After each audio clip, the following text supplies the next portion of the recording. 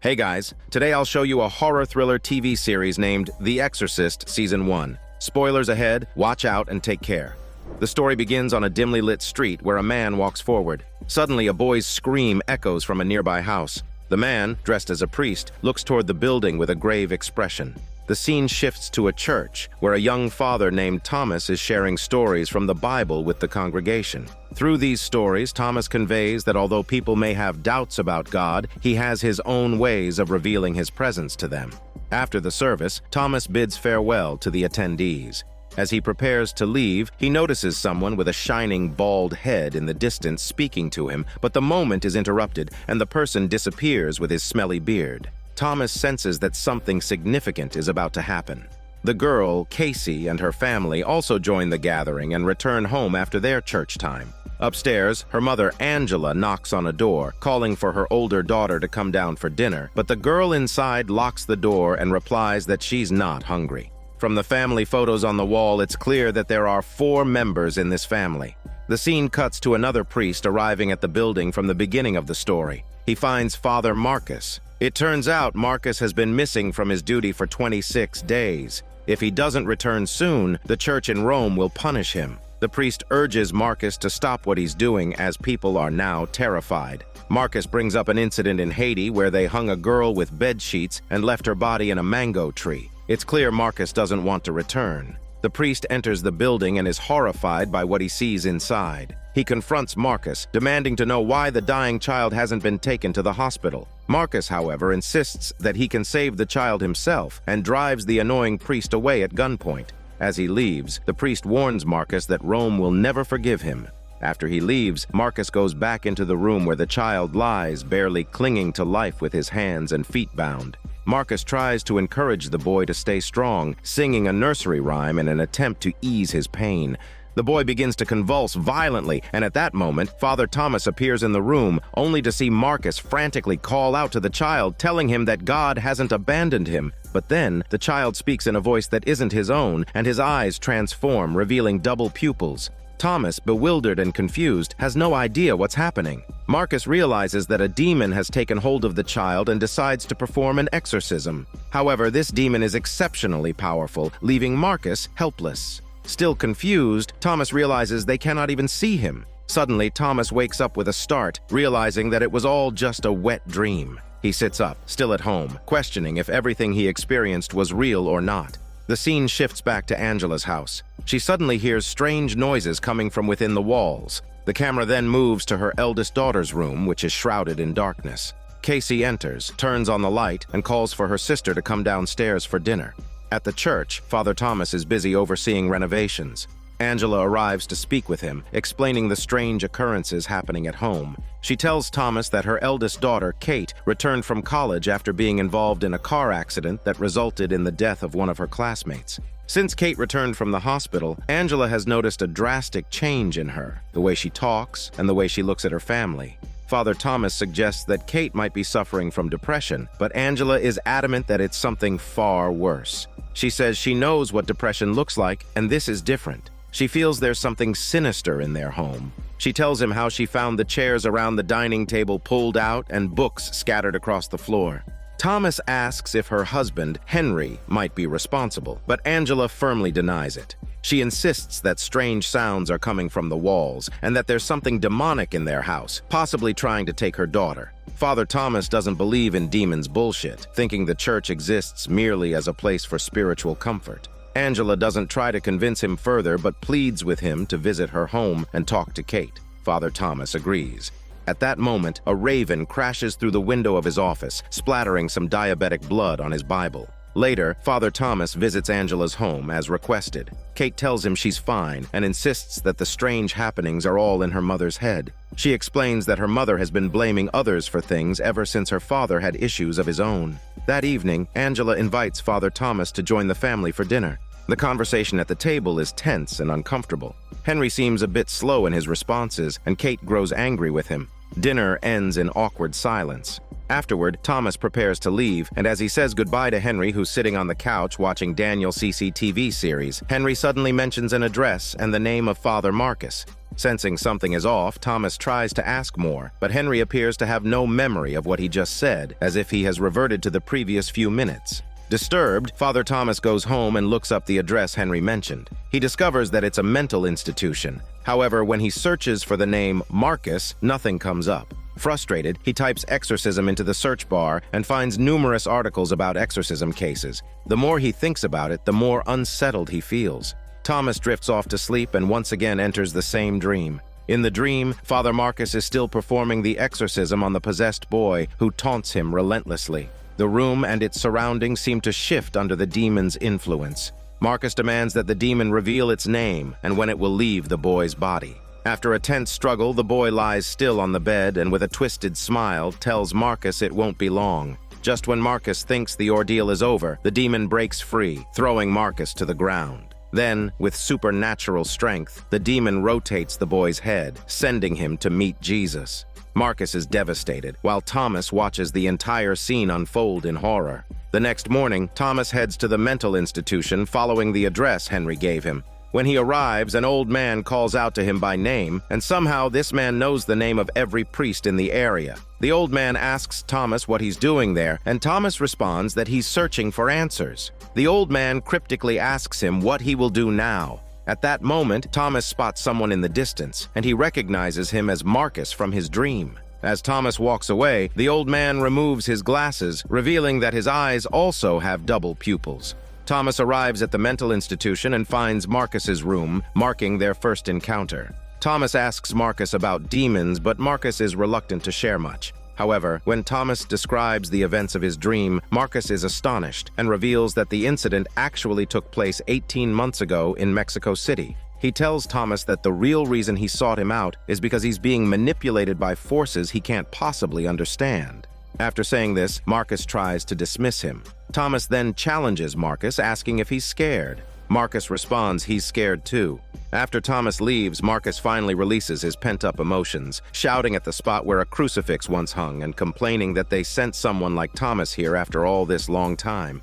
The scene shifts to Angela's home, where Kate sits alone in the dark. Suddenly, there's a knock at the door. Angela answers. It's Father Thomas. He asks her if she truly believes in God. Angela replies she likes the idea of God. Thomas then confesses that, while other priests claim to hear God's voice, he never has. He's often wondered if God abandoned him, but now for the first time he felt as if God was speaking to him. God told him to take care of this family, and now Thomas is certain that he must help them. That's why he's here. Just then, they hear a noise from upstairs and decide to investigate. As they approach Kate's room, a ladder suddenly drops down from the attic. Thomas calls up, but there's no response, so he decides to climb up and take a look. As he tries to turn on the light, the bulb blows out, leaving him no choice but to use a flashlight. When he reaches the top, he sees what looks like someone near the window. He calls Kate, but gets no response. As he moves closer, he stumbles over something. When he gets back up, the figure is gone. At this point, Thomas senses movement behind him. The camera reveals it's just a rat, but oddly, the rat seems to be under some kind of control, writhing frantically before being crushed by a mysterious force. Suddenly, a flirty hand reaches out and snatches the rat away. Thomas follows the noise and is startled to find a girl standing in front of him. When she turns around, Thomas realizes it's not Kate, but her sister Casey. Casey then begins walking toward Thomas in a strange, eerie manner before lunging at him. Under the flickering light, her face becomes distorted. Just then, Angela arrives and switches on the light, and everything seems to return to normal. Casey walks out calmly, looking normal.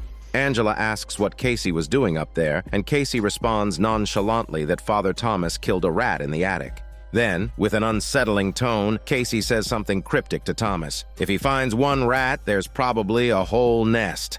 The ominous implication sends chills down his spine to his smelly butt.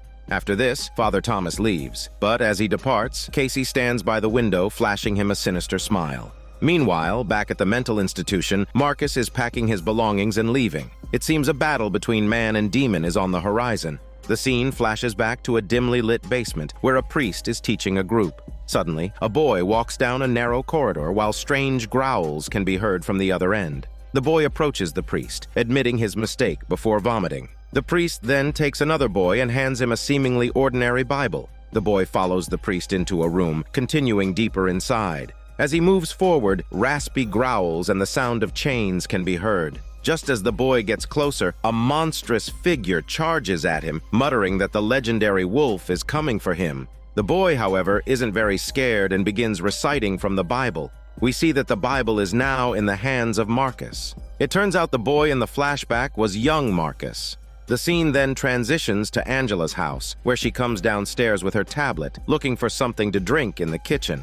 To her surprise, she sees Casey sitting at the dining table speaking in a man's voice. Angela is shocked and terrified, calling out her daughter's name, but Casey doesn't respond. Instead, she continues playing with her hair, murmuring that it's so soft. Panicking, Angela grabs her tablet and starts recording the scene. It's clear that something is touching Casey, though nothing can be seen. Casey then speaks again, saying her sneaky mother is standing right beside her, so she'd better wake up. Suddenly, Casey snaps back to her normal self, looking startled and confused. It seems the demon knows Angela well. The next day, Father Thomas reports the strange events to his superiors at the church. He tells them about Casey's unusual behavior, though Casey herself doesn't remember anything. Angela is the only one aware of the situation, as her husband is still recovering from a brain injury, and they've decided not to tell him yet. Thomas had previously asked Angela to gather evidence, and last night she sent him a video of the incident, which he now shows to his superior. Thomas hopes to get approval from the church to perform an exorcism. However, the bald church official evades the topic of exorcism, instead praising Thomas for his work in his parish, but cautioning him against moving too quickly. He reminds him that everyone is already paying attention to his actions. He also mentions that the Pope will be visiting in a month, and Thomas will participate in the welcoming ceremony. Since the next month is critical for the parish, they urge him to focus on his duties, insisting that the video only indicates that Casey may need psychological help. Thomas presses the issue, emphasizing the strange events in the attic, but his superior cuts him off again. He hints that he was aware of his visit to the mental institution, where several priests, including Marcus, have mysteriously disappeared. He asks if Thomas has met Marcus, clearly signaling that he doesn't want him to get involved in the investigation. At a hotel, Angela is meeting a businesswoman named Maria, who is a high-ranking member of the Pope's planning committee. Her husband is battling cancer, so she now oversees the entire committee. The committee has arranged for the Pope to visit, and Angela expresses her honor at hosting him. However, Maria explains that the Pope's residence is confidential and his entourage will need accommodations. Just then, Angela receives a text from Casey, and the two women wrap up their meeting. Angela quickly calls Casey, but all she hears on the other end is heavy breathing. Realizing something might be wrong at home, she rushes back, only to find the house empty. Confused, she calls again and hears the ringtone coming from upstairs. Angela heads to Casey's room and finds her phone lying there. Just then, she hears voices downstairs. Henry has returned with both daughters. Angela anxiously asks Casey where she had been, and Casey replies that she went out with their dad and Kate. Kate adds that they thought Angela was still at work. Angela explains that she was indeed at work, but rushed home after receiving texts and calls from Casey. However, Casey insists that she never called or texted. She had left her phone at home. Everyone's attention shifts to Casey's phone. As Angela reaches for it, a large centipede crawls out from under it, startling everyone. Then a noise comes from beneath Casey's pillow. Kate moves the pillow and uncovers a pile of centipedes. Angela looks at Casey with growing fear. Back to Father Thomas, he had a former girlfriend with whom he still exchanges letters, even after they broke up. This background detail hints at future developments in the plot. After his run, Thomas returns home, only to find Marcus, the priest who fled the mental institution earlier, waiting for him. Thomas asks why Marcus is there, and Marcus replies that it was Thomas who sought him out first. Marcus gets straight to the point, saying that since leaving the institution, he's been to many places, but Thomas's parish seems particularly troubled. The demon hasn't left, it's just hiding, waiting for the right moment. When that time comes, he'll take down those bastards, and Thomas might even witness it firsthand. Marcus then notices the letters between Thomas and his ex-girlfriend. Meanwhile, on a sports field, Kate watches a game alone in the stands. During the match, someone deliberately trips Casey, making her furious. At halftime, Casey gets herself a cup of water and looks toward her sister and a man sitting beside her. But Kate wasn't sitting with anyone earlier. The man waves at Casey and she smiles back. The game resumes and the opposing player continues to target Casey, eventually knocking her down. As the man in the stands stands up, Casey freezes. Suddenly, the player who had been targeting her falls and breaks his leg, all under Casey's gaze. Back at Thomas's home, Marcus reads through the letters, pointing out how suggestive the correspondence between Thomas and his ex-girlfriend seems. Thomas explains that there's nothing between them anymore, but Marcus argues that the letters are quite intimate. Thomas defends himself, saying it's just a fond memory, then asks Marcus if he's never given up something beautiful. Marcus replies that he hasn't. Thomas accuses Marcus of deceiving himself, which enrages him. Marcus warns Thomas that demons know their exorcist's weaknesses, and in an exorcism, either the demon is cast out or the possessed dies. There's no room for error. At Angela's home, Henry and their daughters are playing Jenga. As they enjoy the game, Angela comes home after a long day at work. Henry invites her to join them, but the conversation soon turns tense. Kate mentions being questioned by Father Thomas and warns Casey to be careful, saying their mom will have Father Thomas watching her too. The tension escalates, and Henry demands to know what's going on. Angela explains that Kate is recovering but hasn't been outside for months, while Casey is no longer herself. Casey calmly pulls out a block from the Jenga tower. Henry tries to stop her, pointing out that it's a support piece. Strangely, the tower doesn't fall, leaving both Kate and Henry shocked. Casey then looks through the tower, locking eyes with Angela. The tower suddenly collapses, and Casey gives her mother a chilling smile, sending shivers down her spine to her butt. On a following rainy day, Father Thomas is involved in a charity event for the homeless. As he fills the holy water in the church, Angela arrives to speak with him. She tells Thomas that Casey isn't getting better. In fact, things are worse. The demon can now move objects and is hurting others. Thomas explains that he has already reported the situation to his superior, but is currently powerless. The church hierarchy believes Casey needs psychological help, but Angela insists that's not the case. She knows her daughter needs something more than a therapist and recalls Thomas's experience in the attic. Thomas says he cannot go against church rules, but reassures Angela that he's on her side. However, he emphasizes that they need the church's approval first before taking any further action, and with that, he heads off to attend to other matters. After Thomas left, Angela took a water bottle from her bag and drank all the water inside, preparing to fill it with holy water. Marcus witnessed this, and when Angela realized she had been caught, she quickly apologized, saying she knew she shouldn't take the holy water. Knowing that Angela was Casey's mother, Marcus walked over to her, filling her container with holy water while teaching her how to use it. Although holy water isn't fatal to demons, it can cause them discomfort. Casey was distributing food at the church. Marcus approached Casey and exchanged a few words with her, and she didn't seem particularly unusual. At that moment, a homeless man approached Casey, saying he knew her. Casey looked puzzled, and the homeless man continued by saying that he chose her since she was special. The homeless man wanted to touch her. Marcus noticed this strange encounter and quickly intervened, grabbing the homeless man. The man told Marcus that the legendary wolf had come looking for him. Marcus was taken aback. When he was a child, he had heard the same words from the demon he faced. It seemed that the demon had always been present, merely changing bodies, and it wasn't the only one. The scene shifted to Marcus, who was secretly observing the homeless man from earlier. A car arrived, calling the man to get in. After the car drove away, Marcus checked the homeless man's tent, when suddenly a woman appeared, claiming she knew Marcus would return, and that everyone feared him since losing the possessed little boy who lost his head. The woman opened her mouth, and the voice of the boy came out. Realizing the woman was possessed, Marcus pulled out a cross and commanded the spirit to reveal its true self. The demon retorted, asking in whose name, and Marcus chanted a spell. However, the demon showed no fear and even placed the cross on its head. Marcus soon realized his power had failed, and the demon mocked him before leaving. Back to Angela, she discreetly poured the holy water she had taken from the church into Casey's cup while preparing dinner. After taking a sip, Casey shot a glance at her mother, thinking she was trying to trick her. Surprisingly, the demon showed some strength, allowing Casey to finish her meal. Afterward, she hurried to her room and vomited green liquid in the bathroom, where she pulled out a massive centipede from her mouth and flushed it down the toilet. Casey then went outside and sat in the yard where the man from the court appeared. Casey expressed feeling off, but the man reassured her it was merely a great seed breaking free from the soil and seeing the sun for the first time. As they talked outside, Henry looked out the window but only saw Casey, not the man, suggesting he was anything but ordinary. Afterward, Marcus told Thomas that the homeless man wasn't just an auditory hallucination. He recognized the demon inside Casey. Marcus warned that not only was there a demon in Casey, but many others were also possessed. Initially skeptical, Thomas listened as Marcus recounted his past, revealing that his father had killed his mother in front of him when he was 7.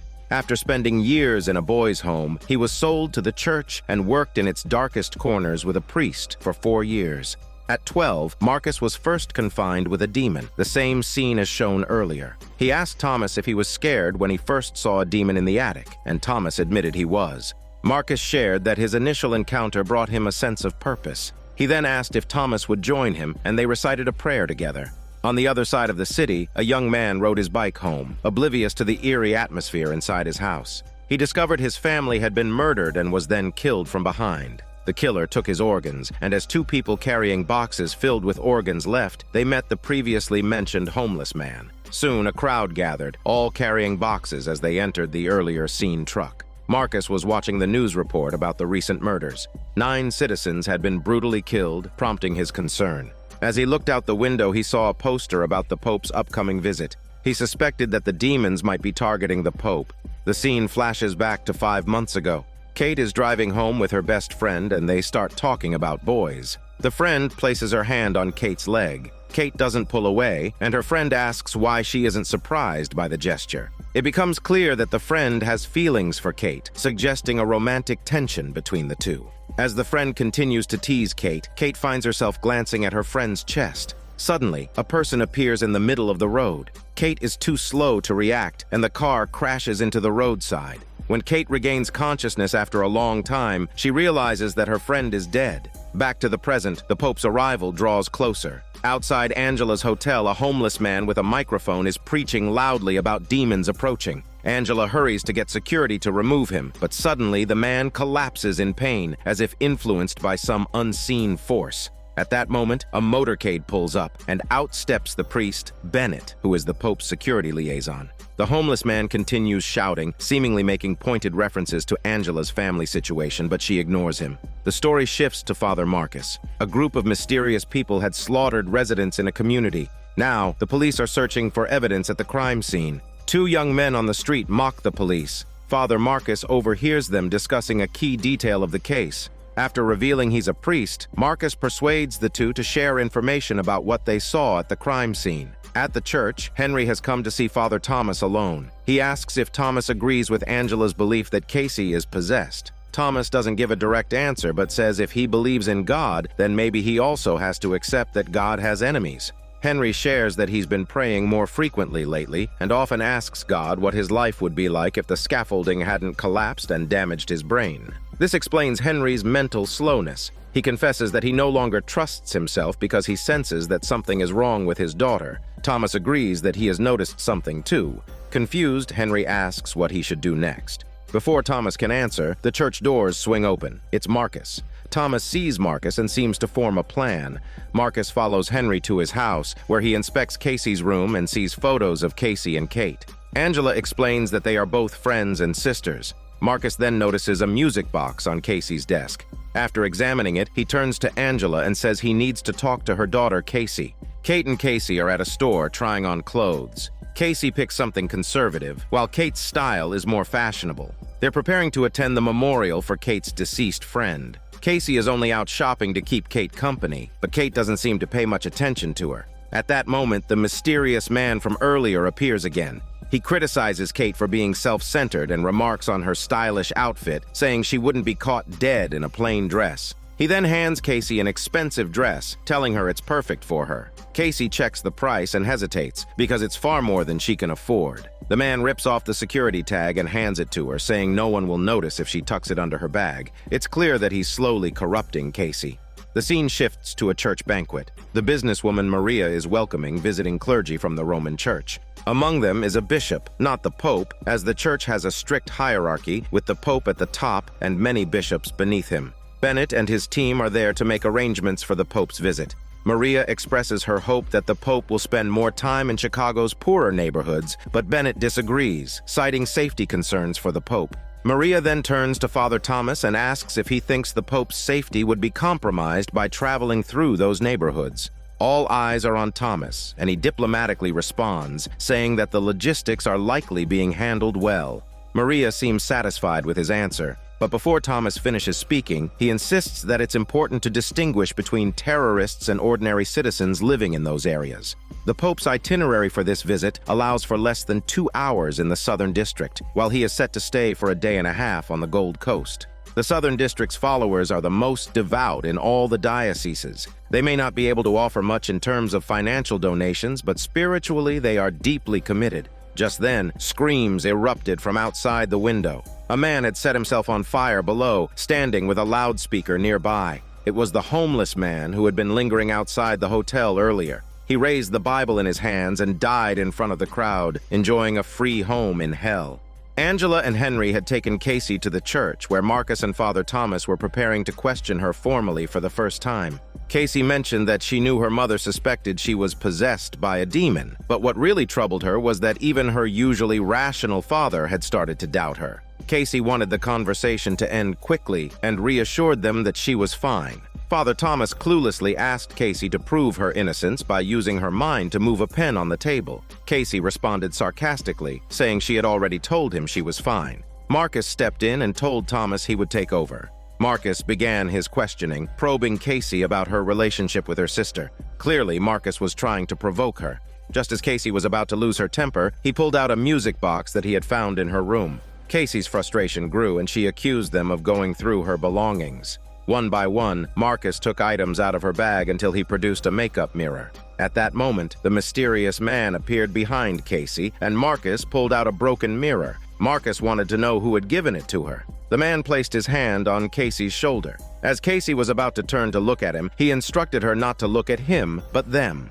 Casey continued speaking with Marcus. She insisted that she wasn't lying. Marcus pressed further, asking about the man who had given her the item, asking if he was in the room. Casey remained silent. Both Marcus and Thomas sensed that something was wrong and looked around the room. Marcus then asked Casey if the man had ever harmed her. The mysterious figure urged Casey to get up and leave, to stop talking. But Casey continued, saying the man wouldn't hurt her. Marcus, however, warned her that he would. What followed was a battle of wills between Marcus and the mysterious man, using Casey as a conduit. Casey's emotional state grew unstable. Suddenly, the image of Jesus on the wall fell and shattered. Seeing this, Marcus declared that it was time to speak to the demon inside Casey. The room's lights flickered, objects began to shake, and Marcus switched to another language, demanding to know the demon's intentions and its true form. The mirror on the table began to spin wildly, and Marcus continued pressing Casey with sharp questions. Casey, clearly in distress, wanted to leave.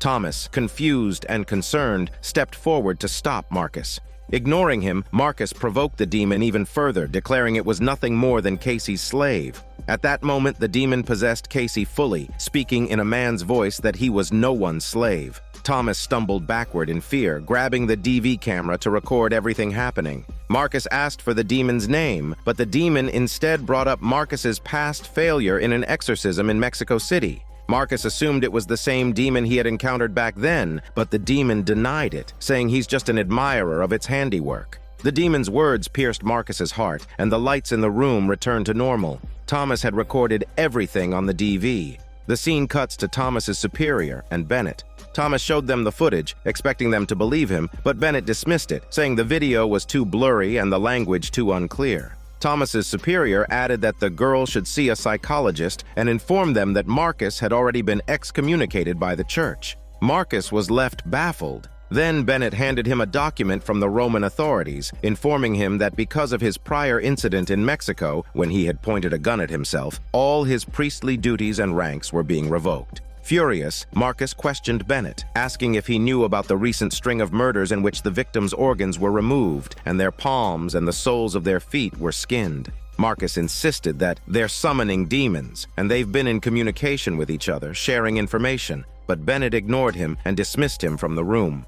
After Marcus left, he returned to Thomas's church. Thomas asked him what he should do now. Marcus advised him to just observe and gather evidence, waiting for the demon to fully reveal itself. They had rushed things with Casey earlier, but now they needed undeniable proof. Once they had the evidence, Thomas could present it to the bishop, and with some luck, the church might send help. However, Thomas wasn't satisfied with Marcus's passive approach. Marcus warned him that openly defying the church was dangerous, and without proper training, he could lose his life. Demons would grab hold of him and destroy him. Despite this, Thomas refused to give up and left. Soon after, the businesswoman Maria sent someone to find Thomas. She was pleased with his behavior at a previous event and handed him a $100,000 check, saying it was a donation for his church and diocese. Thomas understood that with any gift, there was an expectation of something in return. So what did Maria want? She didn't say directly, only mentioning that her husband loved the city and suggesting that if Thomas used the money well, she might give him another check.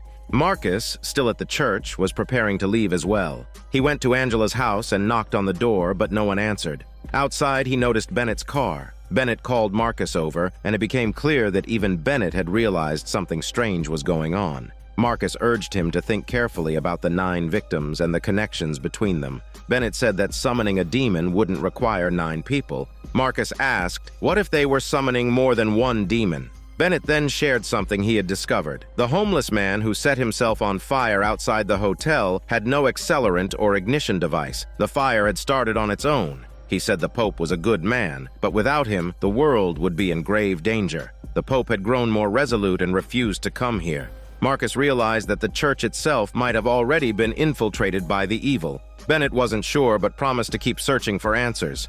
He handed Marcus a ticket and mentioned he had some friends who might help him. As Marcus looked at the ticket, he noticed something written on the back. He then embarked on a new journey, seemingly to find reinforcements.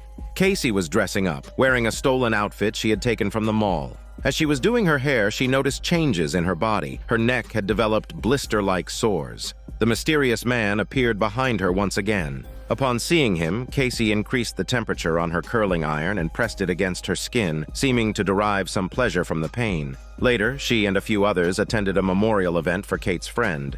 Backstage, Casey started speaking to those around her, saying that on that day, Kate not only lost her best friend, but also the love of her life. Kate tried to pull Casey away, but Casey only spoke louder. Casey remarked that she was thankful Kate had survived, saying that if the car had swerved the other way, it would have been Kate who died instead of her friend. The memorial organizer led the two of them out, and the event began. As Kate watched the performance on stage, tears welled up in her eyes and she felt overwhelming guilt. Angela comforted her as she cried like a giant baby. Meanwhile, no one noticed the agitated Casey. A hand silently emerged behind her. As the performance continued, Casey became more restless, sweating profusely, and stood up to leave. Her father followed. The two of them boarded the subway home. Henry expressed concern for Casey, but she coldly assured him she was fine. Henry then noticed the red sores on Casey's arm and tried to take a closer look, but she refused. As they talked, Henry dozed off in his seat. At the next stop, a group of male athletes boarded the train. One of the young men, noticing Casey's revealing outfit, began to harass her.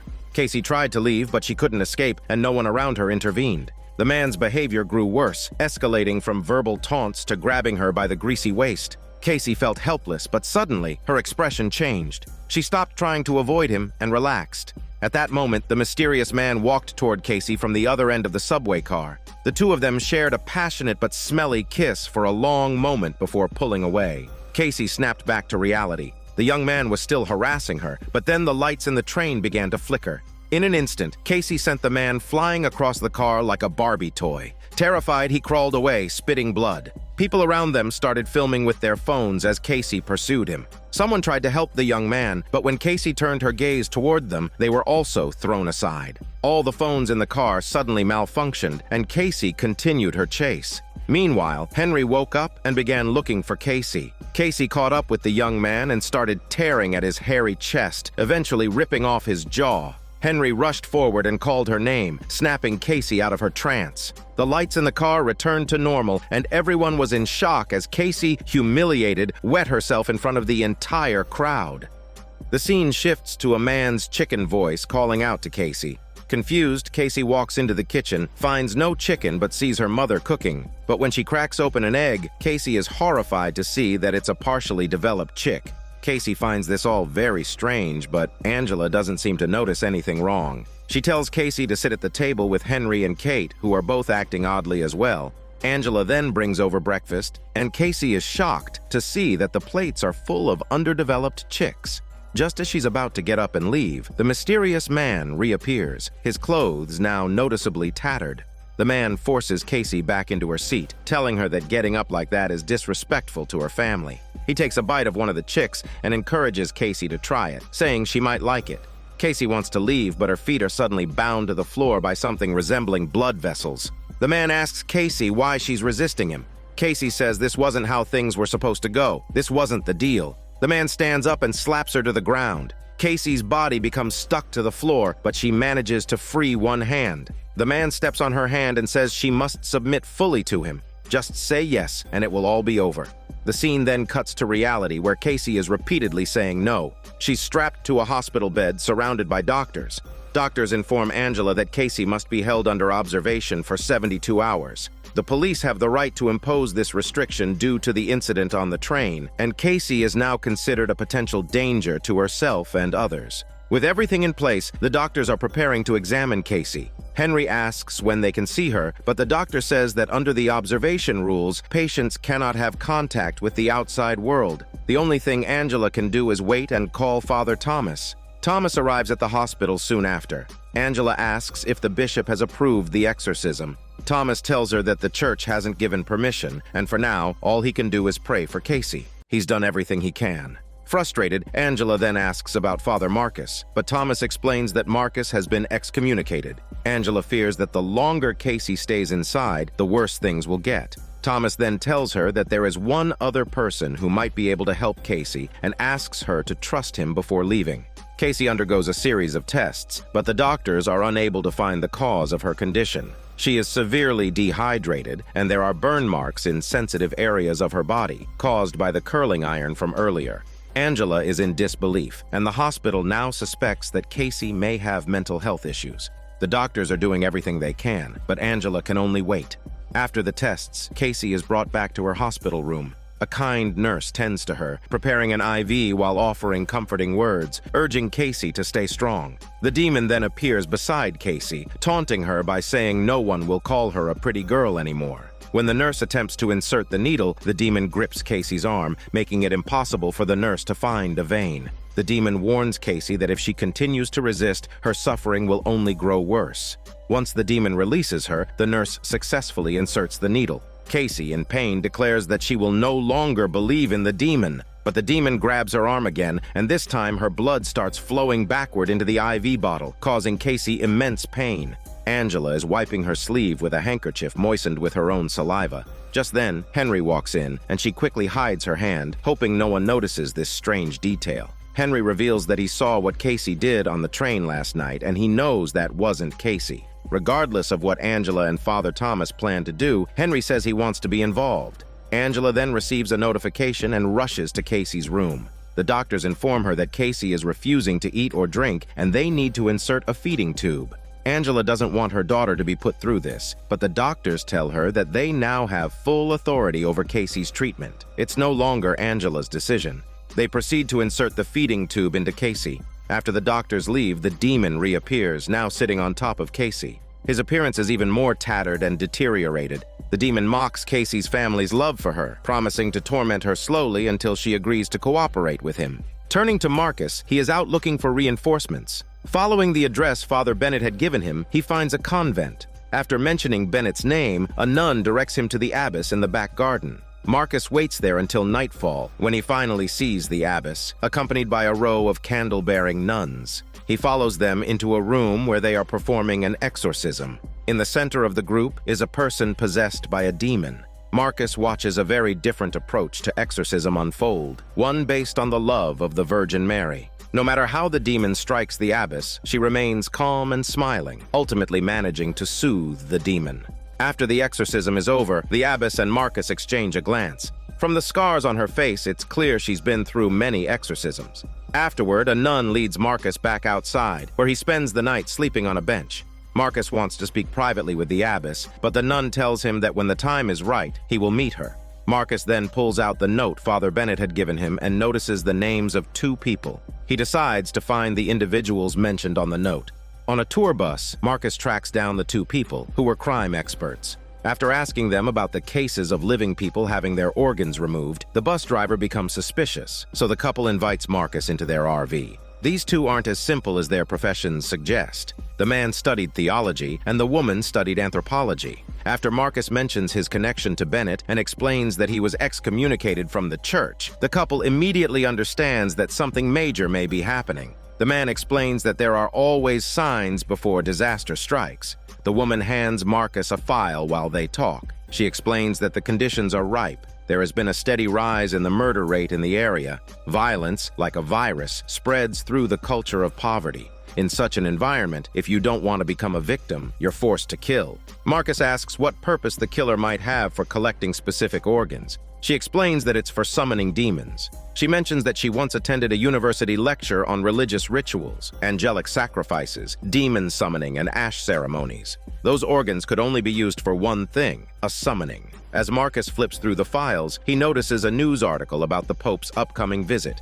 Realizing the implications, Marcus returns to the convent, where he finally meets with the abbess. Marcus tells the abbess that Bennett suspects the church has been infiltrated by demons, and many are worried about the Pope's safety. The abbess confirms Marcus's suspicions, saying that the number of possessions has been rising and danger is closing in. Marcus then confides in her about a young girl possessed by an evil spirit. Her case is more complex than any he's seen before. He admits that he's no longer a good exorcist because he failed to save a young boy possessed by a demon. Until that point, he had never failed, and the incident left him deeply shaken. Now, the church has even taken away his priestly collar. The abbess responds by asking Marcus if he really believes that a collar or a nun's veil gives them their power. Those gifts don't reside within them, however, they belong to God. If he lets go of his ego, he may find success again. Marcus resorts to her if she just used love to perform exorcisms. The abbess explains that her approach is more maternal. Marcus pushes back, saying he hasn't seen her succeed. The abbess replies they're not finished yet. She contrasts Marcus's former method of force and oppression with her own method of compassion, forgiveness, and patience. She invites Marcus to join her that evening in another exorcism, suggesting that maybe in a year and a half he might be open to trying something new. That night, Marcus joins the abbess in an exorcism. The possessed man repeatedly attacks Marcus, but under the abbess's guidance, Marcus tries her method, embracing the demon, using love to purify it. As a gust of wind blows through the room, the candle flames flicker, and the possessed man returns to normal. The exorcism is a success. Turning to Father Thomas, he finds himself with nowhere to turn. He remembers Maria, who had taken a liking to him before, and takes his nephew to her house. Here we get a glimpse into Thomas's family background. He has a sister who is a single mother, so she often leaves her child with Thomas. Thomas explains Casey's situation to Maria, saying he has reported it to his superiors in the church but has been ignored. Now he wants to bypass his superior and go directly to the cardinal. Maria understands Thomas's intention right away and advises him to trust his instincts and act discreetly. She warns him that the church isn't always in the right. Meanwhile, Thomas's nephew was wandering around Maria's house. He entered a room filled with equipment where an old man lay in bed. Upon seeing someone enter, the old man removed his oxygen mask, revealing that his tongue had been severed. Terrified, the boy ran back to Thomas, insisting they leave. As Thomas was preparing to go, Maria asked him about the check. Why hadn't he cashed it yet? Thomas explained that he had been busy, but promised to take care of it first thing tomorrow. Maria gave Thomas a strange look as he walked away. Back at the church, Thomas handed the check to the church staff, asking them to deposit it into the church's account the next day. He then pulled out an exorcism book and began reading. Just then, a disheveled girl knocked on the door, surprising Thomas. It's his ex-girlfriend. That night, Thomas brought her back to his place, where she opened up about her troubled marriage. This scene primarily highlights Thomas's internal struggle to maintain his boundaries. His ex-girlfriend, clearly upset, ended up sleeping in his hormone-smelly bedroom and subtly suggested they bend the rules a little. However, Thomas, aware of the more important matters he had to deal with, stopped himself in time. Angela had messaged him with updates about Casey's condition in the hospital, pleading for his help. Thomas assured her that he would come first thing in the morning. After turning down her hormone advances, Thomas spent the night on the couch. The next morning, he woke to find that his ex-girlfriend had already left. He then headed to the hospital to meet Angela, who was researching legal loopholes in psychiatric laws, hoping to find a way to bring Casey home sooner. Thomas told her there was no official way he could perform the exorcism. Angela told him to use an unofficial one. It became clear that Thomas was ready to bypass the church and conduct the exorcism on his own. He went back to prepare, while the demon in Casey's hospital room continued to torment her, accusing her of wasting her potential. The demon, in an attempt to coerce Casey into surrendering her soul, threatened to kill the nurse caring for her. Just as the nurse was about to be strangled to death, Casey gave in, agreeing to the demon's terms. The demon extended its hand to seal the pact. However, at the last moment, Angela grabbed her daughter's hand, saying she will get her out of this. With no choice, the demon was forced to leave the room, and Angela took Casey home. Meanwhile, Thomas was still studying exorcism techniques when Marcus suddenly walked in. Surprised, Thomas thought Marcus had left for good, but to his astonishment, Marcus had returned. Marcus asked if Thomas was practicing and what he's waiting for if the demon had appeared. Thomas replied he's waiting for him. This scene reveals the resolve of both men. Despite not being officially sanctioned by the church, they were determined to face the most terrifying demon head-on. The two of them went to Angela's house, where they began modifying Casey's room in preparation for imprisoning the possessed girl. With 4 people now ready, Marcus produced a crucifix, and Thomas asked him to place a priest's collar on him, expressing his curiosity as to why all of this was happening now. Marcus responded that they would find out together. He then pushed open the door to Casey's room. Casey suddenly ran toward them. It was clear she had already been fully possessed. The scene shifts to Marcus and Thomas sitting outside Angela's house talking. Marcus shares stories from his childhood, while Thomas confides in him, saying he feels like he's running out of time. Over the past 2 days, Thomas hasn't said much, but Marcus reassures him, telling him he's done well and has learned the necessary skills. Above them, the sky is heavy with dark clouds, signaling the calm before the storm. Inside the house, Kate lies on her bed, watching a ballet video on her laptop. Angela is asleep on the couch downstairs, with a small TV on the table showing the surveillance feed of Casey's room. Henry is upstairs, caring for a now unrecognizable Casey, whose condition has worsened. Heartbroken, Henry gently wipes her face with a towel. As he prepares to leave, Casey calls out to him, saying she has a secret to tell. When Henry sits beside her, Casey suddenly wraps a chain around his neck and whispers in his ear with a demonic voice, even slipping her yellow tongue into his ear. Meanwhile, Angela wakes up downstairs to find Henry standing eerily at the top of the stairs, staring at her. On the surveillance screen, Casey is also staring at Angela with a menacing look. Turning to Kate, she's lying on her bed, listening to music and looking at a postcard, one that had been sent to her by her late friend. Suddenly, she hears knocking on the wall from the room next door. Kate still can't bring herself to believe that her sister is possessed by a demon, but she doesn't know how to help her either, so she puts on her headphones. Meanwhile, Angela is downstairs cleaning the windows. When she sprays the window, there is no reflection of the water. Upstairs, the knocking continues, and black stains have started seeping out of the corners of the walls. Angela reaches up to clean the stains on the ceiling. At that moment, her father walks in behind her, still staring at her with that same unsettling gaze.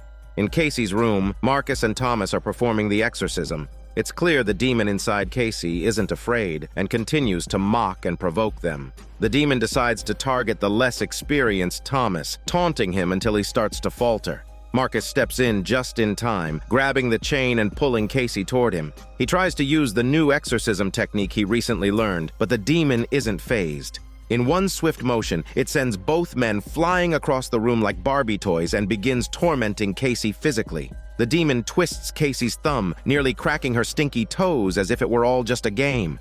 Downstairs, Angela is sorting through old photos of her daughter. Henry approaches and asks her if she believes that everything they do is predestined by heaven. He then asks if Angela has ever lied to him. Angela, furious, demands to know why he's asking such questions. Clearly, the demon has been feeding Henry information he can't accept. Back in Casey's room, Thomas is dressing her wounds. The demon imitates the voice of Thomas's late grandmother. Thomas knows it's not real, but he can't help being affected by the words. His mental defenses are on the verge of collapsing as the demon twists his deepest emotions, distorting his sense of love. Marcus tells Thomas that the demon is doing the same thing to Casey. While both men are outside the room, Casey's screams echo through the house. Inside, she's flying through the air, eventually landing on top of Thomas, declaring that she will never let go of Casey. After an agonizing night, the demon finally settles down. They restrain Casey once more while Henry prays downstairs. He hears something strange, walks into the closet, and stumbles upon a Bible. Inside, he finds pressed flowers and a red feather, which he places back between the pages. As he continues flipping through the Bible, it seems to trigger something in his mind, sparking a realization. Upstairs, Casey is in agony as Marcus holds her, praying for her. Inside her mind, Casey is using her last ounce of willpower to resist the demon. The demon, sitting on top of her, demands to know why she's fighting back. Casey, confused, asks why this is happening to her and what the demon wants. The demon responds that she knows very well what her mission is and shouts for Casey to bring her to it. But Casey doesn't who the demon is referring to. At that moment, a cross appears on Casey's forehead. It turns out Marcus had drawn it there in the real world. This suggests that even God is beginning to show mercy to this poor child.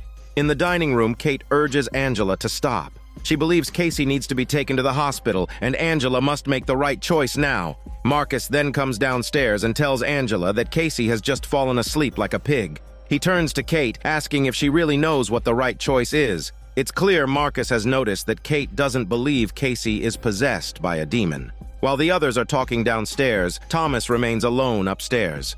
Suddenly, he hears a voice calling him. He follows it to Casey's room, where the demon has taken on the appearance of his ex-girlfriend and begins to seduce him. Eventually, Thomas kneels before the demon and starts tongue-massaging her. Just then, Marcus walks in and sees the shocking scene. He pulls Thomas away and punches the demon, who reacts with satisfaction. Furious, Marcus scolds Thomas, accusing him of not being strong-willed enough. He tells Thomas that by giving in, he's only making things worse.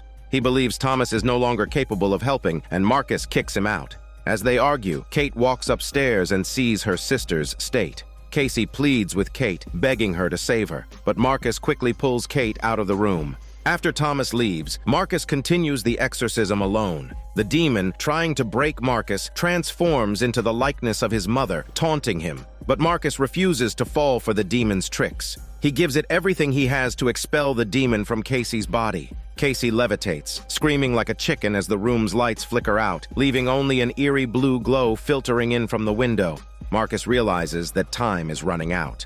In the next room, Kate looks out the window, and Angela sees it too. It turns out that Kate had called the police attempting to save her sister. Desperate, Marcus seizes the last chance to try to awaken Casey. As she reaches out, attempting to grab hold of Marcus, the police arrive at the door. Casey suddenly knocks Marcus to the ground, and the officers restrain him. Casey is then taken away in an ambulance.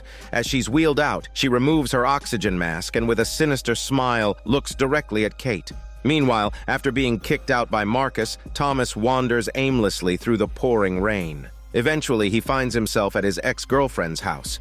Overcome with his long-suppressed desires, he gives in, and the two of them fell into a hormone yoga session together. While transporting Casey to the hospital, the ambulance stops at a deserted street corner, and the vehicle begins to warp and twist. Inside, the demon brutally kills all the medical personnel, and then Casey vanishes into the night without traces of her smell. Shortly afterward, this incident is reported on the news.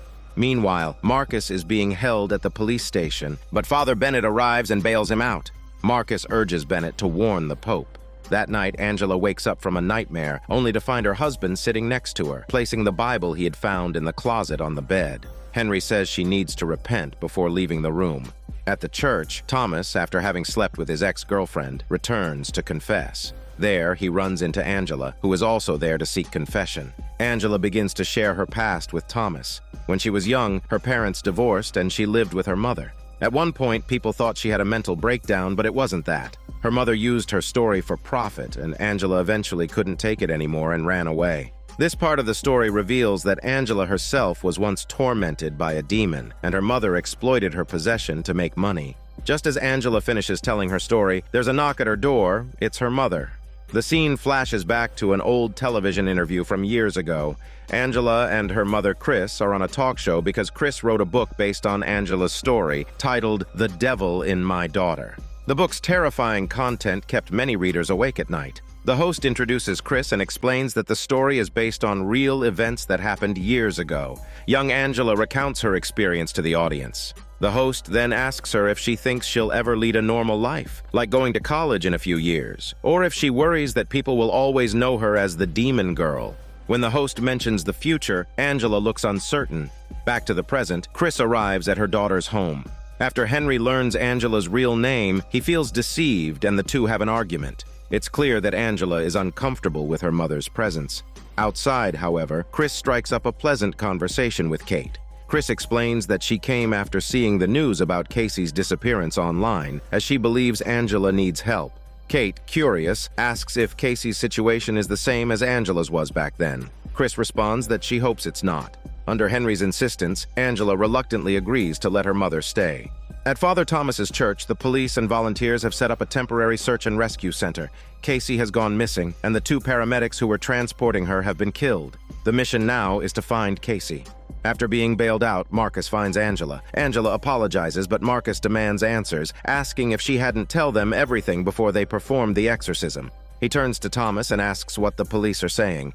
Thomas replies that the police claim it was the work of another kidnapper or someone else because they don't want to believe that a sedated and restrained girl could have done it. Worried about Casey, Angela asks what will happen to her now. Marcus explains that possession is like a virus, and she should know that. The more aggressive the demon, the more damage it does to the body. The demon will force her to submit, merging with her until they become one. Once they are fully united, exorcism will be useless, so they need to find her immediately. Angela reflects on her own experience of possession, saying he might have thought her soul was gone back then, but she was always there. Marcus presses her to recall more of her past to help him with the exorcism, but Angela hesitates. Marcus and Thomas then leave, and Thomas asks about his plan. Marcus says that demons disrupt natural order, causing strange phenomena with birds, dogs, even people, so he needs a police scanner now. Thomas offers to help, but Marcus refuses, saying Thomas is a good man and a great priest, but he can't be an exorcist.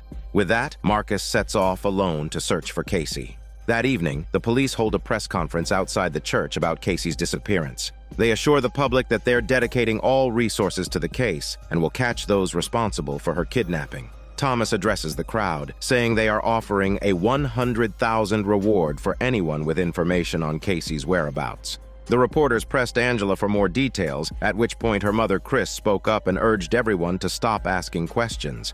When a reporter inquired about Chris's connection to the situation, she replied that Casey was her granddaughter. The crowd began to murmur. At that moment, someone shouted that 9 people had been killed just a few hundred meters away. The camera then shifted to the organs taken from these individuals, showing some people burning them and collecting the ashes in a container afterward.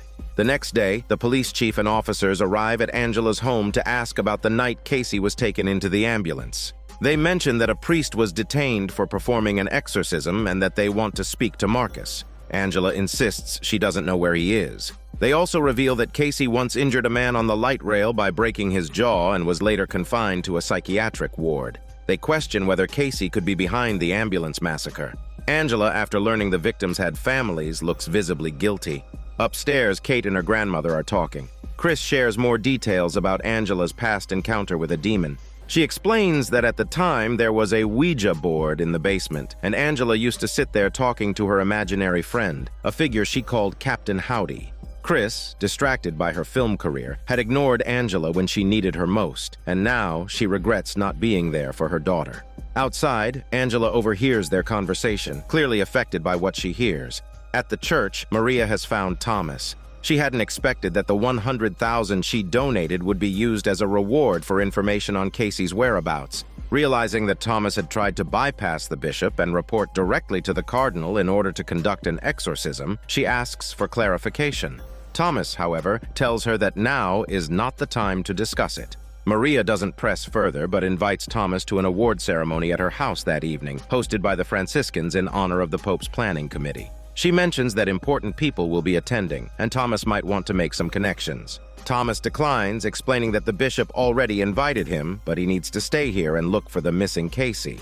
At that moment, his ex-girlfriend interrupts their conversation, and Maria leaves, clearly displeased. The ex-girlfriend tells Thomas that she has moved out of her house and hands him the keys to her new place. Thomas hesitates, saying he won't be going, but he still takes the keys. The story then shifts to Marcus.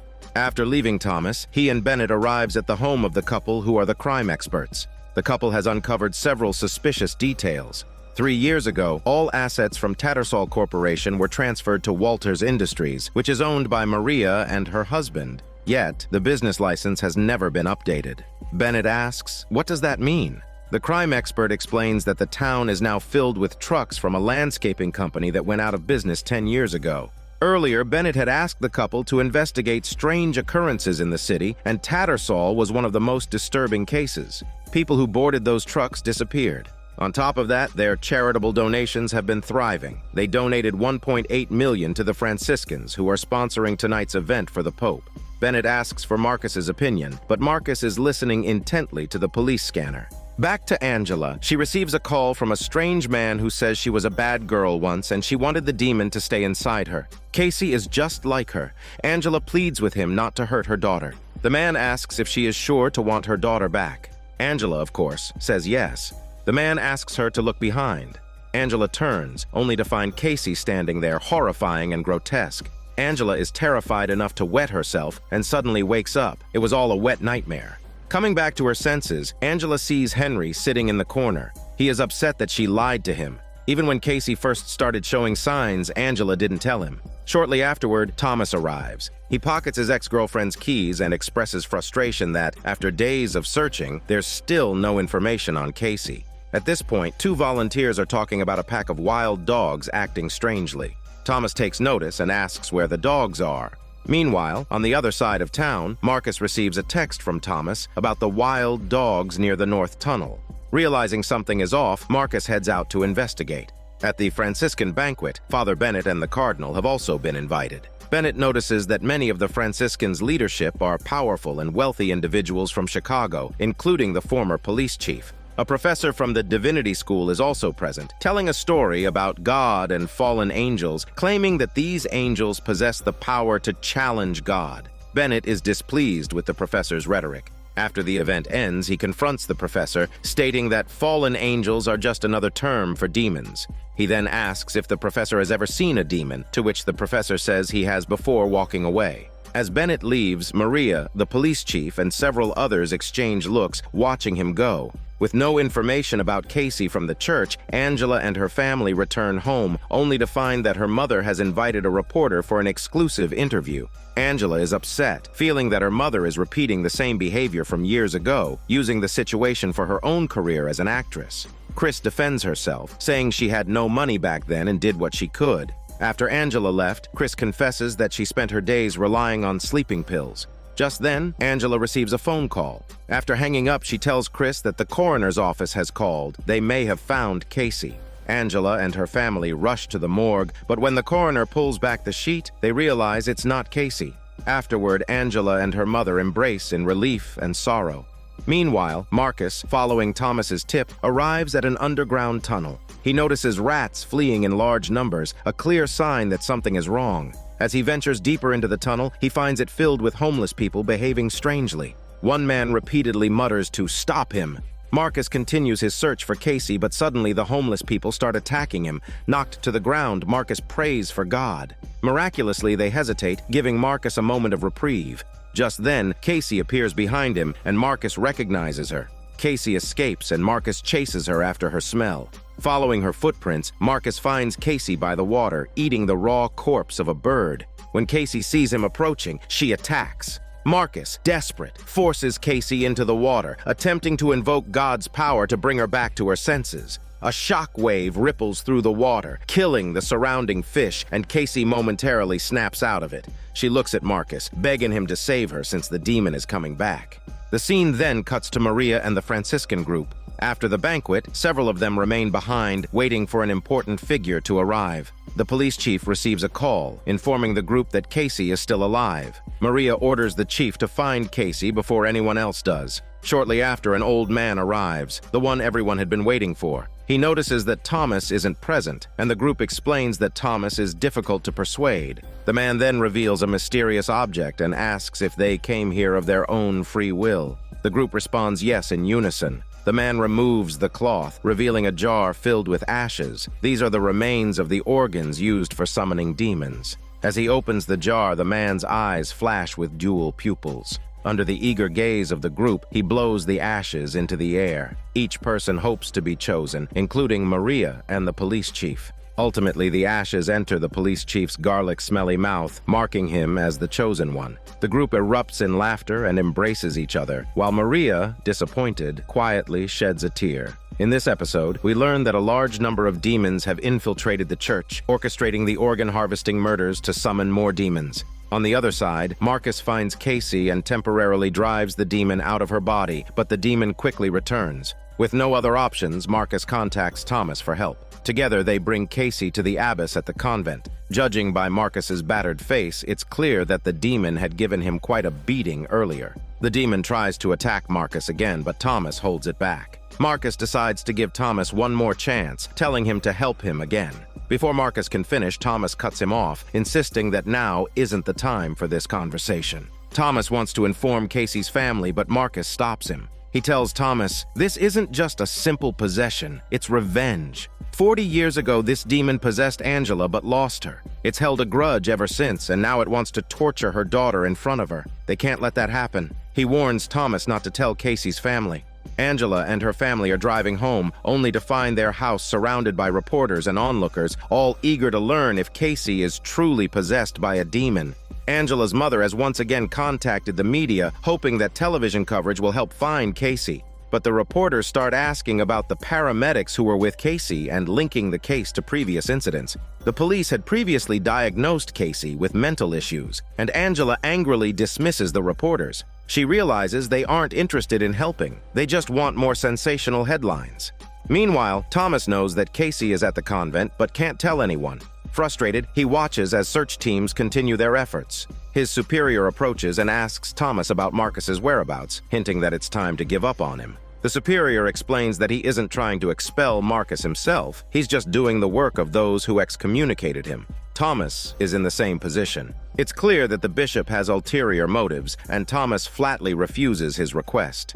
Back to Marcus, he is in conversation with the abbess. She walks in with a magazine and places it in front of him. The abbess notes that Casey has been at the convent for 9 days and asks if Marcus has noticed her changes. Marcus replies that the demon is gathering strength but knows it's losing the battle. The abbess, however, counters that the demon's power has doubled. This means that if the exorcism fails, it could unleash an ancient and terrifying force upon the world. Marcus remains confident, but the abbess warns him that if the demon fails to fully merge with Casey, its rage could kill her. Marcus firmly responds that their mission is to stand at the door, to hold back the darkness. They begin the exorcism. The demon is now incredibly powerful, even under the intense exorcism rituals of the convent. It can still manipulate objects and attack the exorcists at will. Casey's eyes provide a visual cue to the different stages of possession. At first, her eyes turn black, indicating that she is possessed but still resisting. The host's consciousness is fighting back.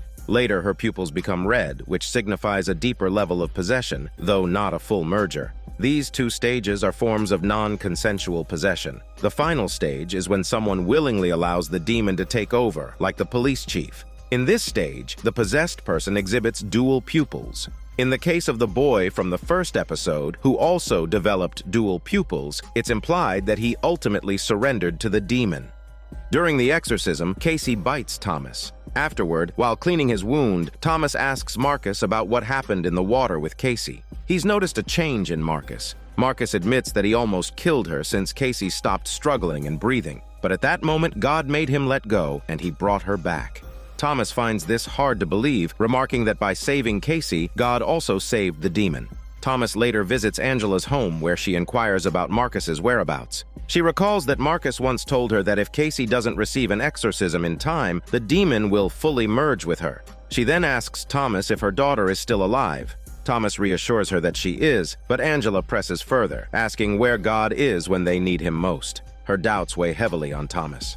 Thomas returns to the convent to check on Casey, who is now barely clinging to life. Marcus explains that the demon has been lying low all morning, torturing Casey from deep within. If they don't force the demon out, Casey will die. Casey's body begins to rot, and her wounds are infested with maggots. Meanwhile, outside, the abbess is picking herbs from her garden. Marcus confronts her about sedating Casey, arguing that if he can't wake her, he can't perform the exorcism. The abbess disagrees, suggesting that her herbs could end this quickly and painlessly.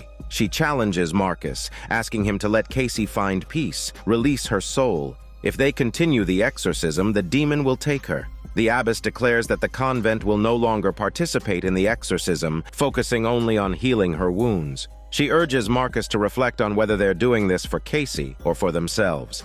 Elsewhere, the police chief and Maria are organizing the Pope's itinerary. Bennett raises concerns about their security arrangements, warning that the areas where the Pope will be staying are dangerous and that the police aren't taking safety measures seriously. The police chief warns him not to interfere with his work. Maria expresses her confidence in the police chief, and everyone else at the meeting agrees with him, including the man who summoned the demon earlier. Bennett recognizes the man as Brother Simon and asks what he's doing here. Maria explains that Brother Simon is responsible for organizing the fundraiser for the event. Bennett then reveals that he accessed the committee's financial records and discovered that Tattersall Corporation donated $2.7 million. Maria should know about this because her husband served on Tattersall's board for 9 years. However, Tattersall declared bankruptcy in 2012, so how could a bankrupt landscaping company raise that money for the event 4 years after closing? It's clear that the others suspect Bennett knows too much, and he in turn grows wary of them. After leaving the meeting, Bennett follows one of Tattersall's trucks to an abandoned warehouse where he begins investigating. Inside, he finds furnaces used to burn organs and in a hidden room, a pile of human corpses. Suddenly, someone attacks Bennett from behind. After killing one assailant, Bennett realizes another person is possessed by a demon. He performs an exorcism, successfully driving the demon out. It's worth noting that Bennett, being the Pope's personal bodyguard, is highly skilled at exorcisms. The story shifts back to Thomas and Marcus. With the convent no longer participating in the exorcism, it's just the two of them now. Thomas offers to try persuading the abbess to change her mind, but Marcus knows it's futile.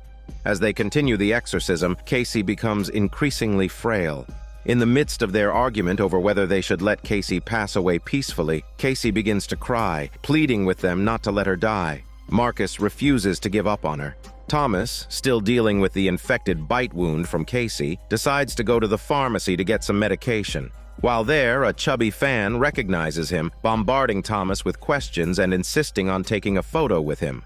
Already overwhelmed by everything happening recently, Thomas loses his patience, and the two end up in a confrontation. The store clerk calls the police, but Maria arrives to smooth things over. After the situation is resolved, Thomas and Maria talk in the car. Thomas asks her if she had ever found that the only way to do the right thing is by doing something wrong. Maria looks at him and says yes. Thomas admits that he told a small lie to God for the greater good, but then the lies kept piling up just to cover for the first one. Now he feels trapped. Everyone thinks he's this rising star, but no one knows the truth. He then confesses he had lost himself. At the convent, Marcus is still watching over Casey. The abbess approaches and hands him a notebook with a message telling him it's time to let her go. Marcus hesitates, unsure of what to do. After reflecting on the events of the previous night, Thomas heads to Angela's house. Angela opens up to him. She feels it's as if a part of her body has disappeared. She fears Casey is truly gone. Back at the convent, Marcus prepares to follow the abbess's advice and end Casey's suffering. He brings the medicine to Casey's lips but hesitates at the last moment, saying that he feels God is holding his hands back. The abbess, surprised, insists that it's impossible. At that moment, Thomas bursts into the room, followed by Angela. Casey, who had been on the brink of death, suddenly sits up. But it's not Casey, it's the demon. The demon addresses Angela, calling her the Sour. Casey's eyes have now turned red, and the demon's presence is unmistakable. It seems that the demon had been waiting for Angela all along. Marcus quickly locks Casey up, but Angela, furious, demands to know what he's doing. She shouts and slaps Marcus, while the demon watches the scene unfold with amusement. Angela rushes to check on Casey, only to hear the demon's voice calling her by her old nickname. Angela's family arrives soon after, and with everyone present, the demon begins its psychological attacks. First, it targets Kate, revealing that the person she saw in the middle of the road that night was the demon, intentionally causing her car accident. Next, it turns to Henry, revealing that the scaffolding accident, which injured his head, was also part of its plan. The demon had loosened the screws. Both Kate and Henry are stunned, and while they're reeling, the demon throws them like Barbie toys. Finally, it turns to Angela, asking if she knows what hell is. It describes how Casey is currently trapped in a windowless room in hell, bound hand and foot, forever imprisoned. But the demon adds that there's a room for Angela there too. The exorcism begins again as Angela's family waits anxiously outside the room. Henry wants to go in to check on Casey, but Angela stops him, telling him to go home and prepare everything. She plans to stay until the exorcism is done. She reassures Henry that once Casey is free, he can come back to pick them up, and they'll leave this nightmare behind. Henry and others reluctantly head home.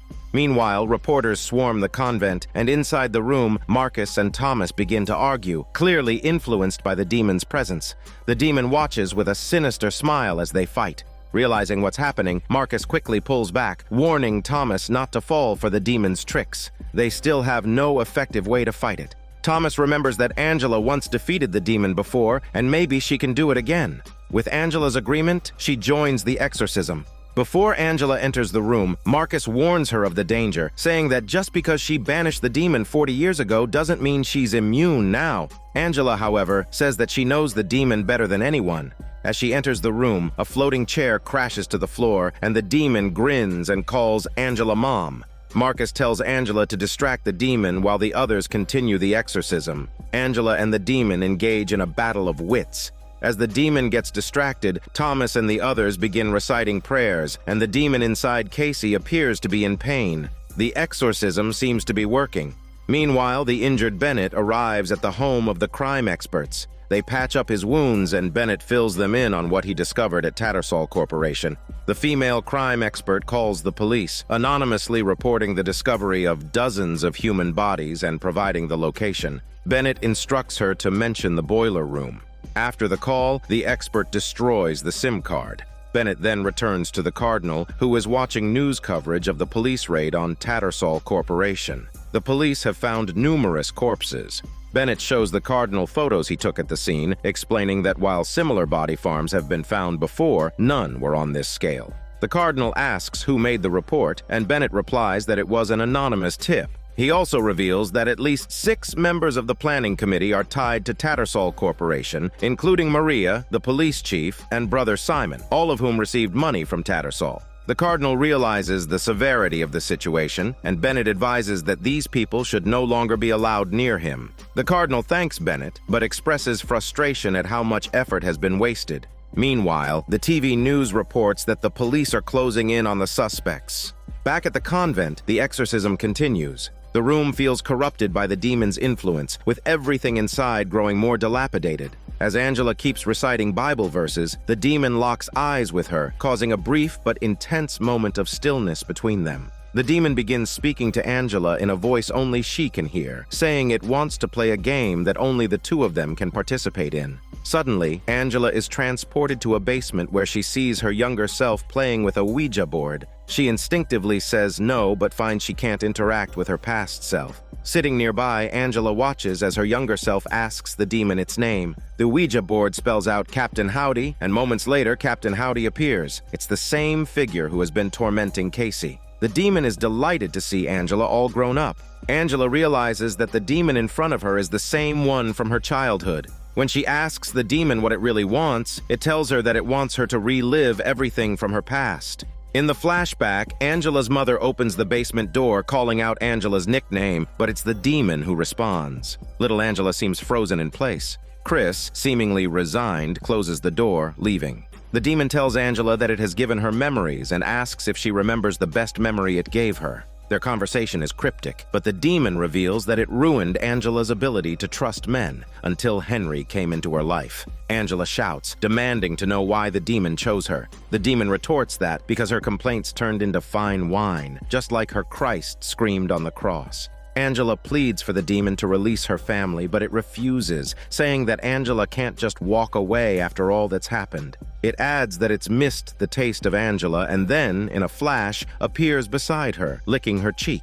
The demon says she tastes like death. Back in the present, the demon continues to struggle within Casey's body, showing that the exorcism is having some effect. Thomas finds a passage in Marcus's Bible and starts reading it aloud. As the demon writhes, Casey's eyes eventually return to normal, but it seems something may have transferred into Angela instead. Casey finally wakes up and Angela rushes to hug her, thinking that the exorcism has succeeded. Soon after, an ambulance arrives at the convent and Thomas carries Casey out, with Angela and Thomas riding in the ambulance with her. Meanwhile, the police investigating the Tattersall Corporation case track down the suspect, the homeless man from earlier. In front of the police, the man shoots himself, his blood splattering across an upside-down crucifix. At the hospital, Casey continues to recover, with Angela and Chris by her side. Outside, the police question Casey about what happened. After they leave, Henry and Kate discuss Chris's suggestion about leaving town once everything is settled. They're hopeful about starting a new life. Meanwhile, Thomas and Marcus, believing the ordeal is over, head to a bar to unwind. Thomas asks if it's all over now, but Marcus responds, not necessarily. Their conversation turns a bit playful and lighthearted with a subtle undertone. As they finish up, Thomas glances at the time and excuses himself to leave. After Thomas departs, Marcus exchanges a glance and a smile with a man sitting nearby, hinting at something more. But we'll leave that mystery for Season 2. Just as Marcus is about to leave, he catches a news report on TV about a plot to assassinate the Pope, reminding him that there's still more work to be done. Back to Bennett, he is in a car with the Cardinal. The Cardinal reminisces about when they were planning the Pope's trip, saying they showed him pictures of American cities, and the Pope pointed to Chicago, remarking on how its architecture reflected optimism. The Cardinal then he turns serious, adding that if what their enemies have truly begun to act, they can't trust anyone. Bennett replies that there are still people loyal to the church, even here. The Cardinal asks who those people are. Sensing something is wrong, Bennett's instincts kick in, but it's too late. A bag is suddenly pulled over his head, revealing that the Cardinal may not be trustworthy after all. When Thomas returns to the church, he's surprised to find his ex-girlfriend and her husband sitting there. Her husband has already discovered the affair and tells Thomas that he plans to inform Thomas's superior, or perhaps even the bishop, to see how they'll react to learning about Thomas's infidelity. With that, he storms out. The girl assures Thomas that she'll handle the situation. Meanwhile, Marcus visits the crime expert couple. The news is still covering the suspect's arrest, and the crime expert tries calling Bennett, but he doesn't answer.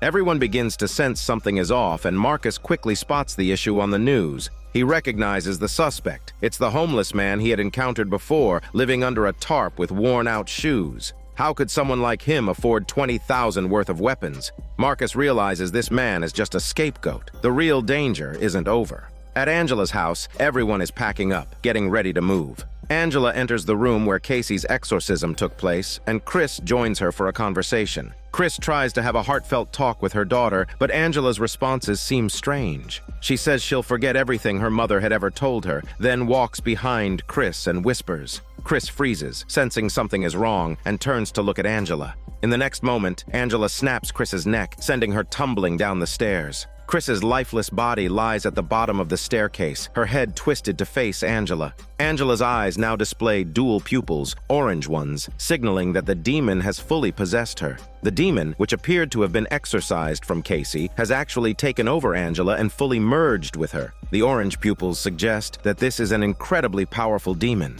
Later, Chris's body is being carried out by the police, while Angela's family is being questioned. Henry sits quietly, continuously scribbling something in his notebook. Angela explains to the police what happened. She heard a noise, then saw her mother fall down the stairs and couldn't believe her own eyes. A police officer asks Angela about her relationship with her mother. Angela responds that she loved her mother deeply, which leaves Henry and Kate confused. Angela's behavior towards her mother had been quite different before. The police begin to question the strange incidents that have occurred in their house recently. Before the officer can continue, Kate interrupts, saying that their family has been through a lot and none of it was by choice. Angela turns to the police chief and pleads for understanding, hoping they'll show some sympathy toward her family. As the police chief hands her a tissue, Angela briefly touches his hand. At that moment, the chief senses something unusual. The two lock eyes, and suddenly, time flashes back to the exorcism from the previous episode. Angela once again sees the red bird perched on Casey's shoulder. The demon appears and prepares to snap Casey's neck right in front of Angela.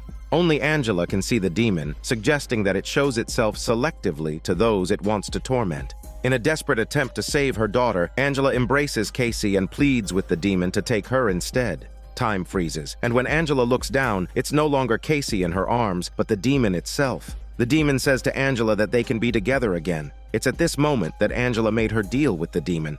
Back in the present, the police chief now understands who Angela really is. He signals to his team to leave. An officer, confused, asks if he can ask a few more questions, but the chief firmly replies, "No more questions," then turns to Angela and promises he'll do his best to clear the protesters and news vans from outside her home. As he leaves, he says, "Stay in touch," hinting that Angela has found her place within a darker organization. Afterward, Angela's family picks Casey up from the hospital and brings her home. By now, the crowd outside their house has dispersed, leaving only some memorial photos for Chris. As Angela drives home, the neighborhood dogs bark aggressively at her, confirming Marcus's earlier words that demons can influence animals. That evening, Angela invites Thomas over for dinner as a gesture of thanks. Before the meal, they all hold hands for grace. Before Kate can finish her prayer, Angela abruptly ends it and pulls her hand away. Kate thanks God for bringing Casey back home and takes a moment to remember their late grandmother. Meanwhile, Angela starts eating, her actions sharply contrasting with the grief she had shown earlier. Casey seems to sense that something is off with her mother.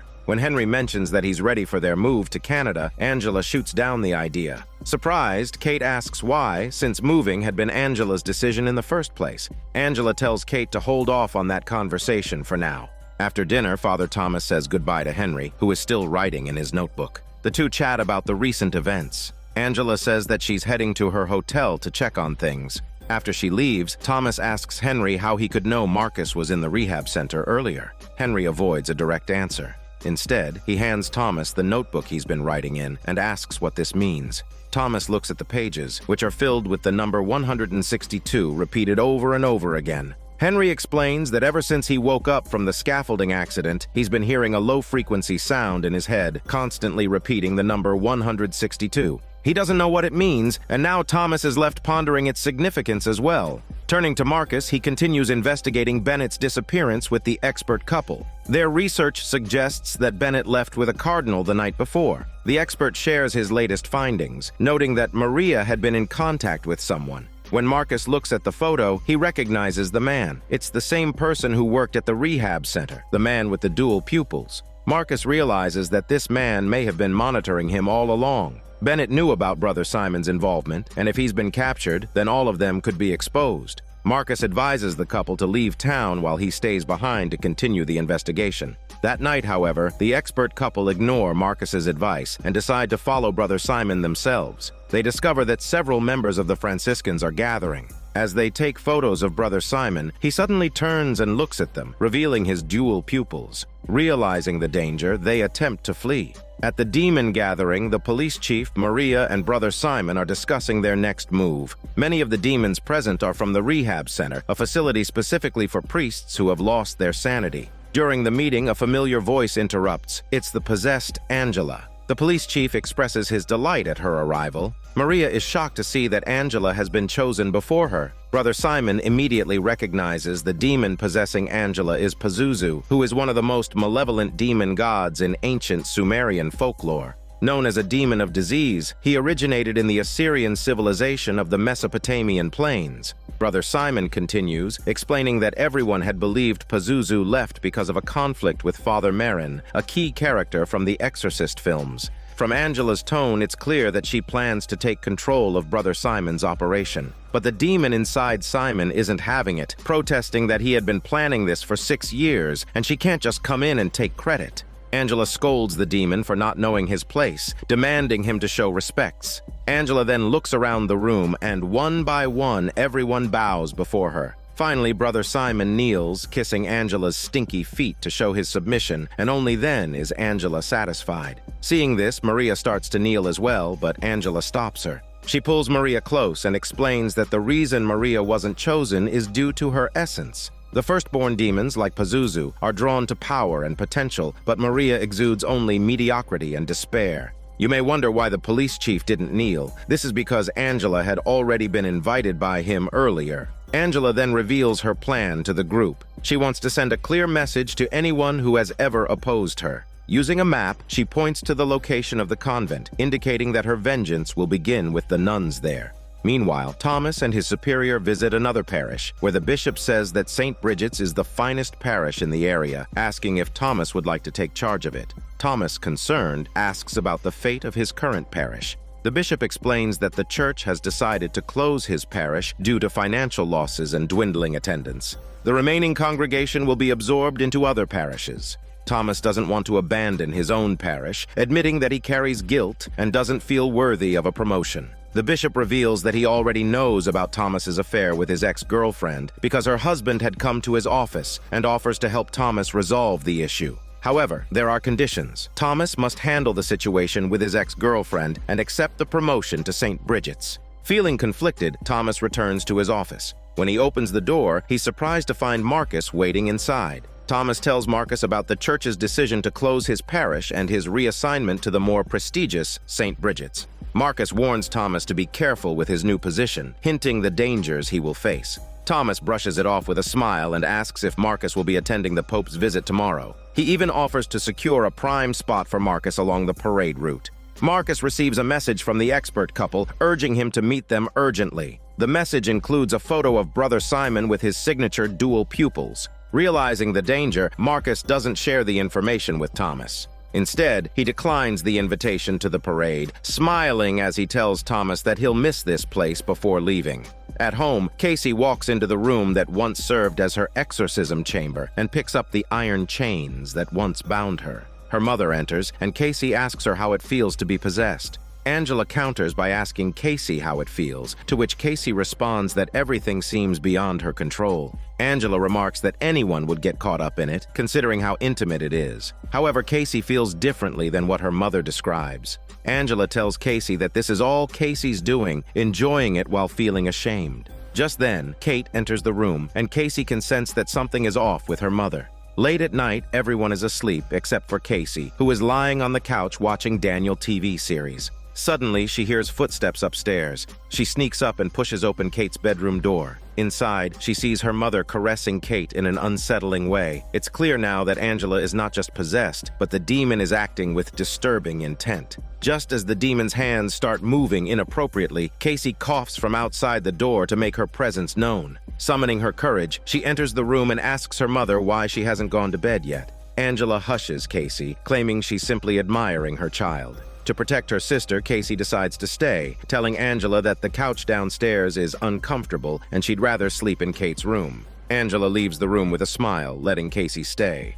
Meanwhile, Marcus receives a call from the expert couple and rushes to meet them. When he arrives, he finds that they have already been murdered. Realizing he's in immediate danger, he gears up to leave. Gripping the crucifix given to him by the abbess, Marcus suddenly realizes that the abbess herself might be the next target. Sure enough, the possessed Angela arrives at the convent, but the abbess immediately senses her presence. The abbess confronts Angela, saying she could have killed it before, but she doesn't know why she hesitated. The demon replies that it had tried to let go, but it knew that as long as the abbess was alive, it couldn't fully claim victory. The abbess laments that all her suffering was in vain, pointing out that in the end, the demon is nothing more than a child throwing tantrums. The demon shakes its head and replies this is a celebration of victory. With that, Angela kills the abbess. As the nuns enter the room, Angela smiles at them. Marcus arrives at the convent only to find that he's too late. Everyone has been killed. Determined to stop the evil, he sets out to track down Brother Simon, the monk the expert couple had been investigating. Catching Simon alone in a room, Marcus ambushes him and drags him to the bathroom, where he scatters some exorcism powder he had obtained from the expert.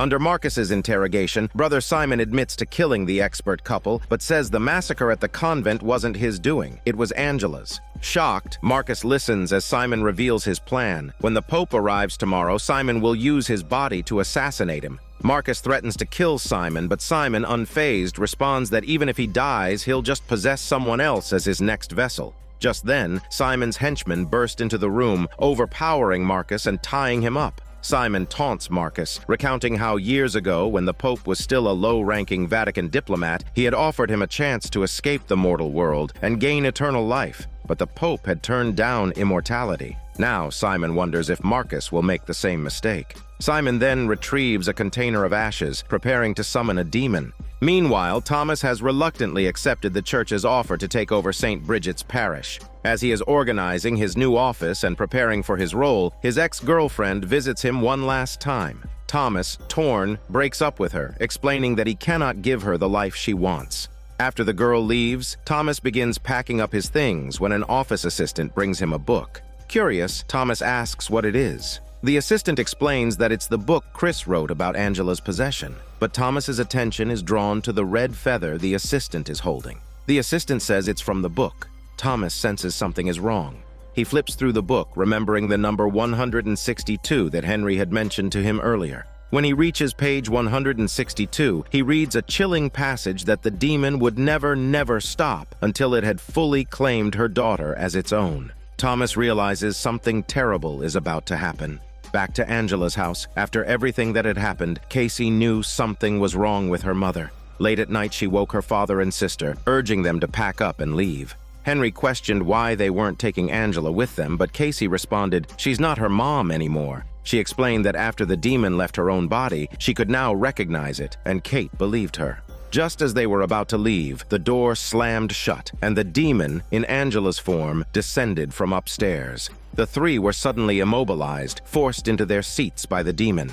Kate tried to reason with Angela, hoping to reach her mother, but the demon replied it was Angela, and her mother willingly joined with it. The demon then scolded Kate, telling them that the world belonged to it, and now it was simply reclaiming what was always its. It added that by morning they could all head downtown to welcome the Pope. However, if anyone disobeyed, there would be consequences. As the demon turned to Casey, she began choking, visibly struggling for air. The family begged for mercy, but to no avail. Just as Casey was about to lose consciousness, Thomas appeared behind Angela, shouting for her to get away from them. The demon laughed, saying things were getting more interesting. Thomas tried speaking to Angela, but the demon taunted him, claiming that Angela wasn't possessed. She had willingly merged with the demon, and there was no saving her. Thomas refused to believe it and stood his ground, determined to fight. But before he could act, the demon overpowered him, knocking him out in a single blow. Thomas, now unconscious, found himself trapped in a hallucination created by the demon. When he awoke, he was back in his childhood home in Mexico, confused. Suddenly, a familiar voice reached his ears. It was Marcus. In reality, Marcus had been tied up in a warehouse alongside Bennett, who had been severely beaten. Simon stood before them, holding the ashes of the organs used to summon demons. He mocked them both, Bennett, the Pope's liaison and security officer, and Marcus, the greatest exorcist in Rome. Simon offered them a choice: join forces with the demon and receive unimaginable wealth and power, or die. Marcus scoffed at him, but Simon only smiled, cutting both Marcus and Bennett on their arms, stating that death wouldn't come so easily. Thomas remained trapped in his hallucination. He found himself back in the home where he had lived with his grandmother when he was 6. Though aware it was a dream, Thomas couldn't escape as Marcus, in his mind, continued to taunt him, urging him to accept his fate. Meanwhile, in reality, Angela handed Thomas a knife, and in his hallucination, a knife appeared in his hand as well. Pretending to be remorseful, Angela claimed she didn't want to harm her family. Henry, unafraid, snapped back why she had almost killed Casey. The demon, unfazed, replied that it was just teaching her a lesson. Henry demanded the demon to give back his wife. Kate chimed in, declaring that Marcus would find a way to defeat the demon. This infuriated the demon, who moved to strike Kate, but as its hand reached her face, it stopped short. The demon realized that Angela hadn't fully merged with it yet.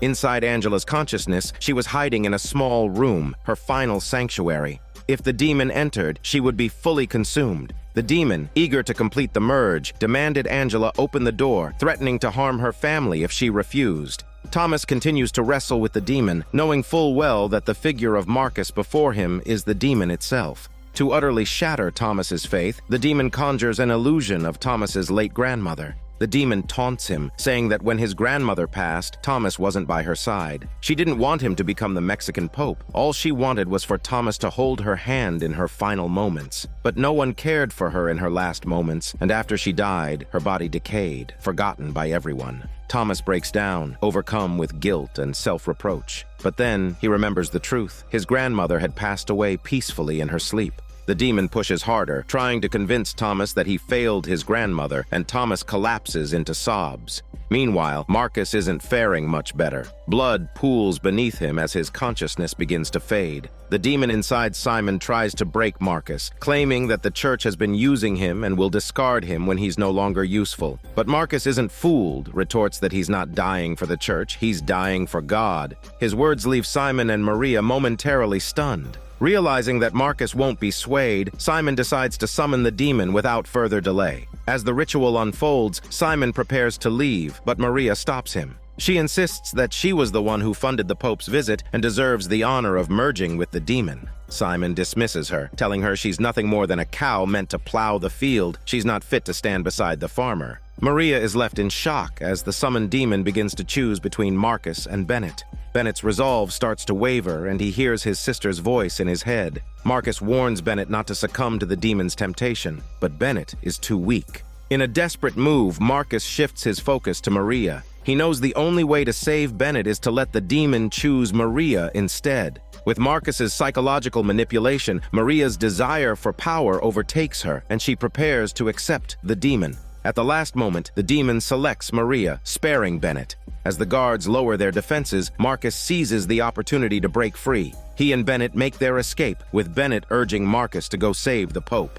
Back at Angela's house, the demon tries to take full control of Angela's remaining consciousness. To torment her further, the demon forces her family into a deadly game of Russian roulette. It spins a hammer, and whoever it lands on must strike the next person with full force. Kate is the first target, and the demon commands Casey to break Kate's leg with the hammer. Casey refuses, so the demon threatens to tear Henry's arms off if Casey doesn't comply. To save her father, Kate picks up the hammer and breaks her own leg. Meanwhile, Thomas is still trapped in his hallucination, with a vision of Marcus goading him into committing suicide. In the real world, Thomas lifts a knife to his throat. Seeing this, Casey cries out, begging Thomas to wake up. In his hallucination, Thomas hears her voice and hesitates. He lowers the knife, his unwavering faith helping him break free from the demon's control. Thomas wakes up, grabs a cross, and begins reciting an exorcism prayer, which sends Angela reeling. Henry quickly helps Kate and Casey escape. But as they leave, Casey returns, worried about Thomas facing the demon alone. She picks up his Bible and joins him in fighting the demon.